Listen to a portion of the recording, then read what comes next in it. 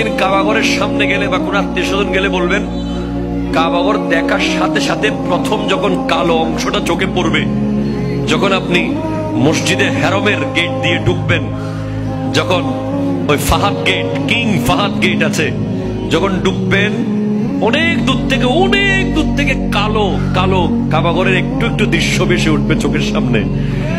তখন দোয়াটা করবেন, কি দোয়া করবেন কয়টা? যখন কয়টা? একটা দোয়াই কবুল হবে দেখার সাথে সাথে। কাবা ঘর দেখার সাথে সাথে প্রথম যে দোয়াটা করবেন ওটা কবুল করবেন কে?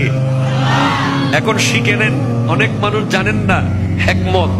আপনি একটা দোয়া করবেন, একটাই শেষ, একটা সুযোগ পাবেন আপনি, কিন্তু আপনি এমন এক দোয়া করবেন যেন যতদিন ওখানে থাকেন প্রত্যেক দোয়া কবুল হয়ে যায়।